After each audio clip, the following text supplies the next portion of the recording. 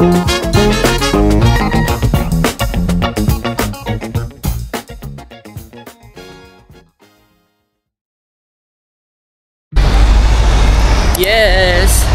So, kakatapos na namin mag-run, then mag-week breakfast lang kami.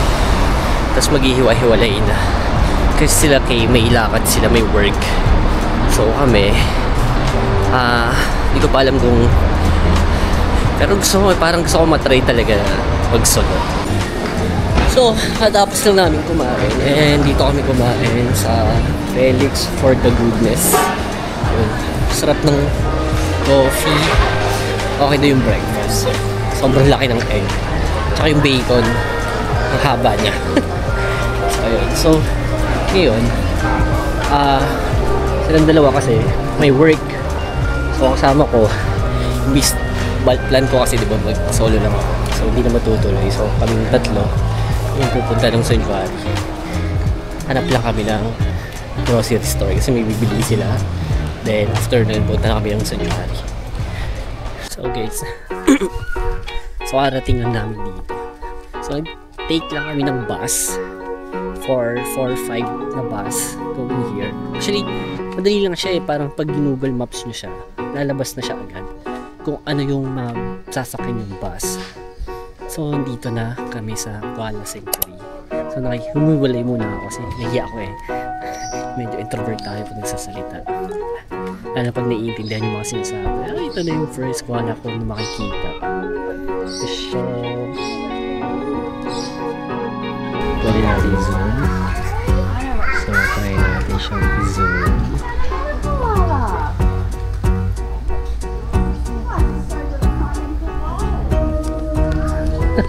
First Kuala.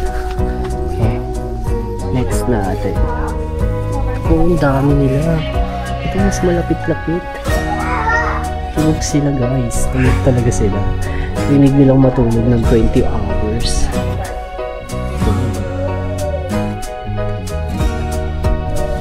Then, yung ticket pala dito, kailangan namin free entrance, di pala. So, $59 siya.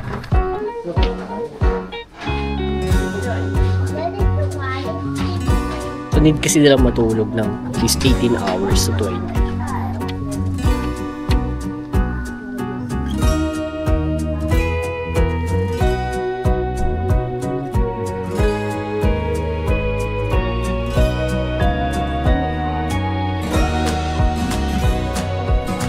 Binabantayan niya. Ayun, nakatoka ngayon. Ayun guys, natulog yung dalawa. Kung nakatoka ngayon, kailangan yung bantayan yung dalawa. Palitan kasi sila ng duty. So, duty niya ngayon. Ayun. Ingay mo daw. Maingay mo daw. Ang dami mong pwedeng makita, hindi ko alam kung anong una kayo. So,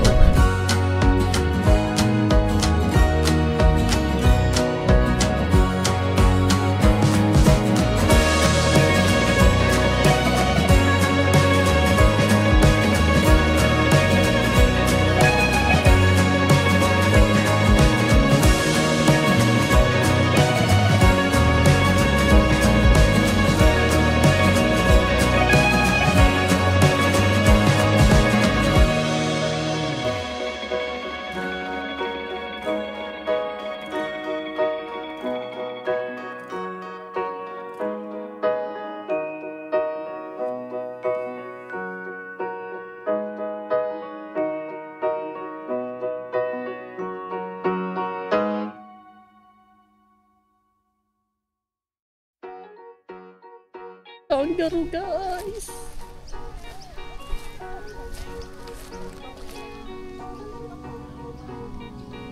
Para siyang para siyang wala sa mood.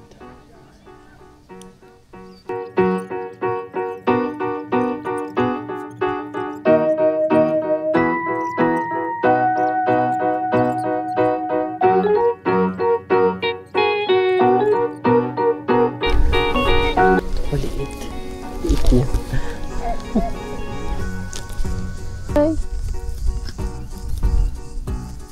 Paano Naghahanap siya ng food. Wala kasi tayong food. Mumulot lang kasi tayo ng mga food. Ang liit niya. Face to face. Psst, psst.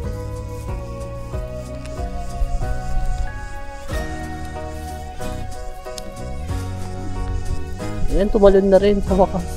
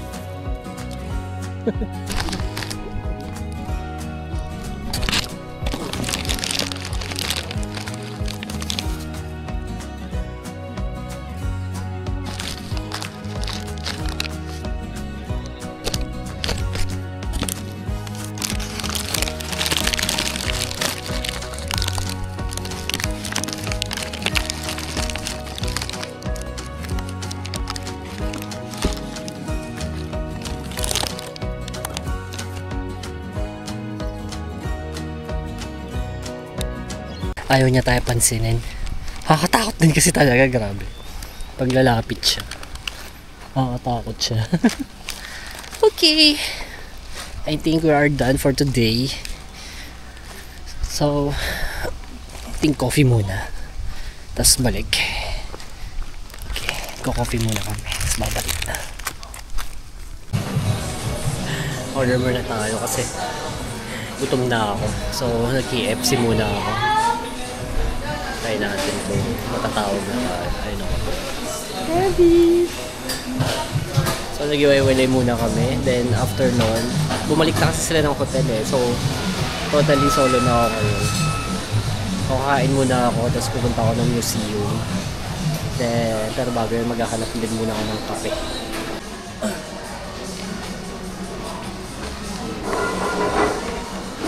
Super favorite ko talaga dito yung KFC nila. Even sa New Zealand eh, super favorite ko kasi walang rice. Pero grabe, yung chicken nila, yung burger nila, yung mas masarap. Compare sa akin para sa akin, mas masarap siya compare sa atin. Dito kasi talaga like, yung KFC, like talagang malasang siya. Kasi guys, nakalilak ko yun. Bago mo na ako. Pero yung bago dito, pero laban na tayo. Kapag bumabalik kami dito, sinasabi ko kay Kay na mag-KFC kami. Tagay na halap-halap.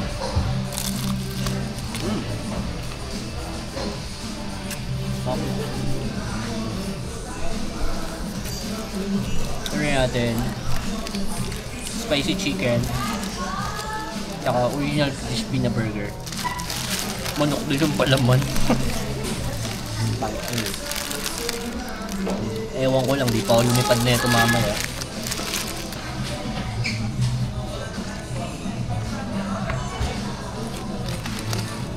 So, totally solo na tayo. Ayun, ito yung pinaka-solo ko na out of the country. Na puro tanong-tanong lang yung gagawin natin, tapos naka-depende lang tayo sa Google Maps. Kasi pag nagta-travel kami, nag-Google Maps lang din kami. Kasi pag sa ibang bansa, like yung sa Taiwan kami, ay Google Map lang din kami. Kaka rin siya eh. Like, yung oras ng bus, kung delay, gano'n. Parang dito rin, kung yung bus na sasakyan mo, lalabas din siya dun sa Google Map. Para makikita mo kung saan mag-stop. Oo, siya. Tapos top in, top out lang. Yung pamasahe.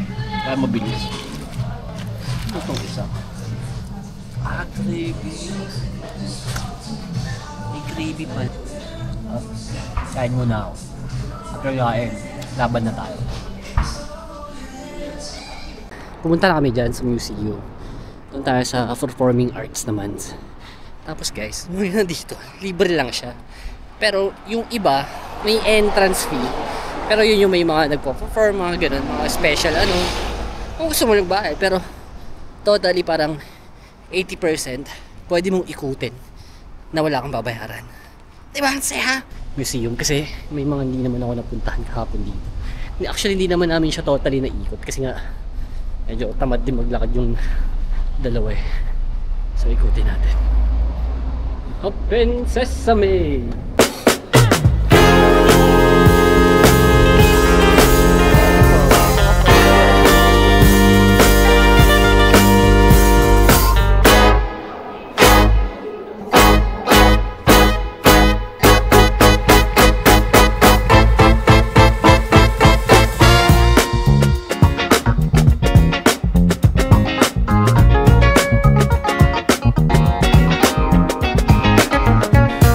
Tayo dito sa museum. Sa kabila naman tayo. Doon yung puro dinosaurs, mga animals, history. So, dito sa kabila, tingnan natin kung anong meron. Tatawid lang naman tayo. So, muna dito, connect lang siya. Parang gusto mag-picture dito. Picture tayo dito guys. Kasi parang masarap mag-emote.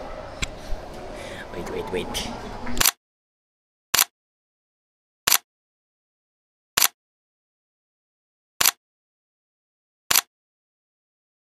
Line. Kasi doon, yung kami kumain kahapon, may mga magagandang pagpipicture-picturean siya. Pero ito, kukuha muna tayo ng shots dito. Bukas, tatakbo ulit tayo. So, bukas na ulit.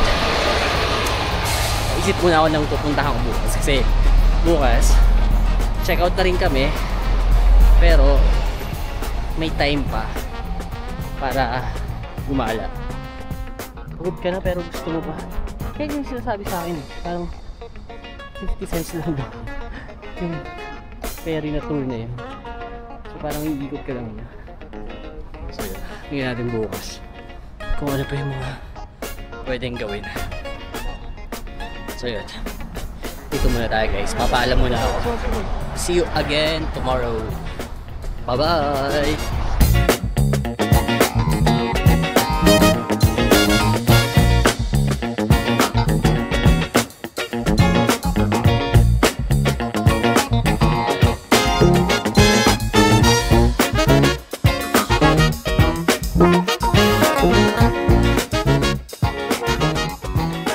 Hi guys, good morning. So today is yung aming last day dito sa Brisbane Strand.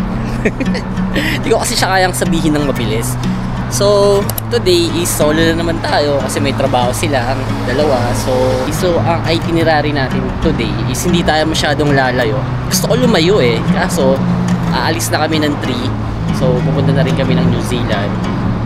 Tapos nakakatuwa kasi parang ako yung tatlo kami pumunta dito. So parang ako yung mas maraming napuntahan kaysa sa kanilang dalawa kasi may work sila. Anyways, so today is magkakape muna tayo. So maghahanap tayo ng coffee shop. Tatry ko yung pinuntahan namin kahapon na coffee shop. Piling ko doon. Okay din doon eh, masarap din doon. So yun mo. So guys, so grabe, diba? Boom, panis. Girl. Ano na? Diba? Ang daming motor. Tapos pupuntahan natin yung mga kaya lang puntahan. Medyo malapit-lapit lang. Siguro around dito sa city lang. Kasi para hindi tayo masyadong mahirapan pabalik. So, first, coffee shop muna. So, kakape muna ako. Wait, hanap muna ako ng coffee shop. So, dito yung nahanap natin na coffee shop sa Iconic Cafe Garden. So, actually, ang ginagawa ko lang kasi pag nagtatravel ako, parang maps lang talaga siya. So, nilalagay ko lang dun kung best coffee near me, mga ganun lang. Actually, ganun lagi yung ginagawa namin. So, nag-order tayo ngayon ng dirty chow. Hindi ko parang dirty matcha eh. Tapos, egg and sandwich. So, So yun, pero yung lugar sobrang vibes pa rin, sobrang papakita ko sa inyo.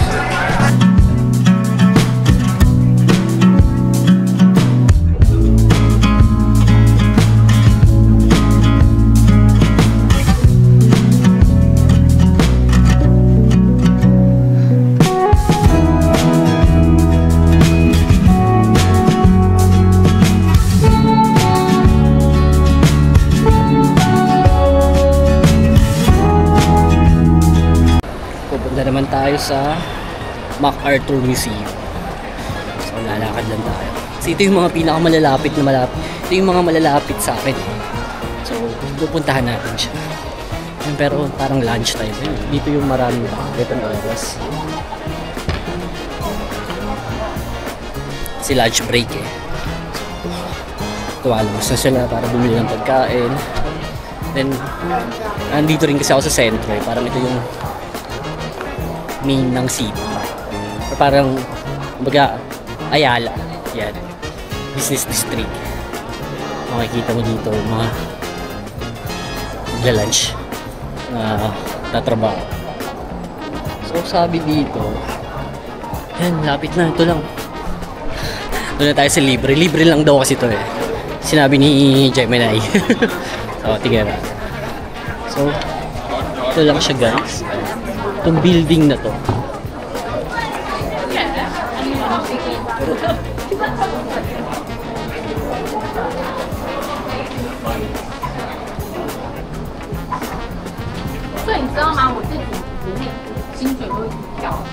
Ayan. Paano tayo papasok?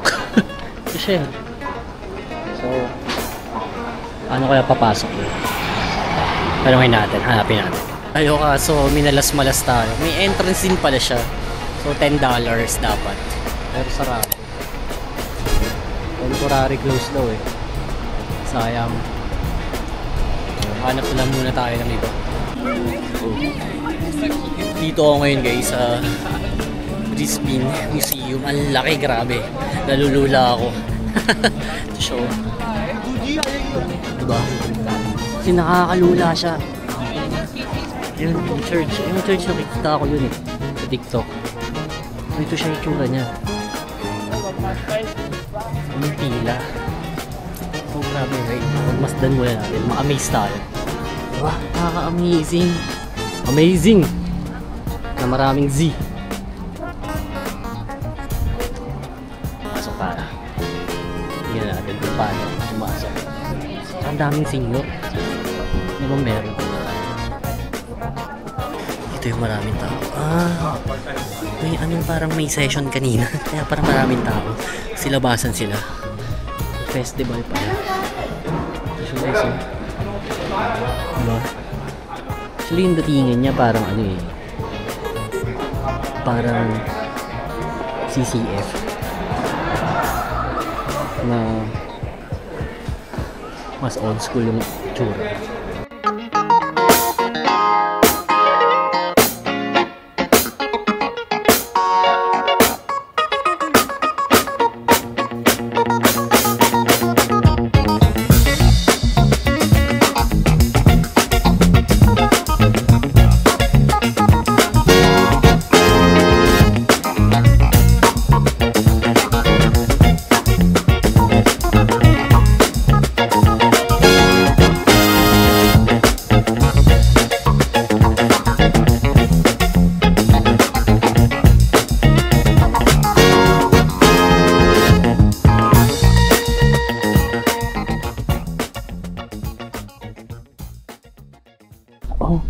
Alam ko to.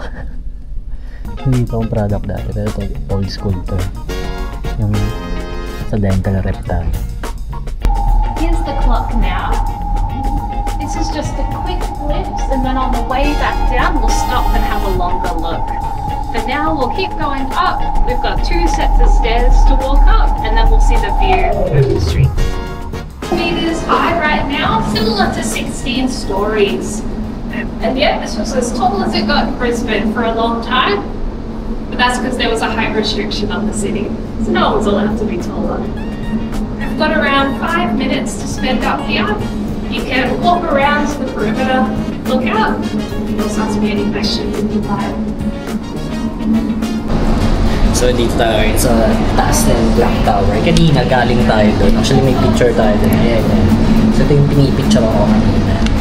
Then, free pala siya. So, every 15 minutes, nagpapaakyat sila dito. So, mag-register ka lang.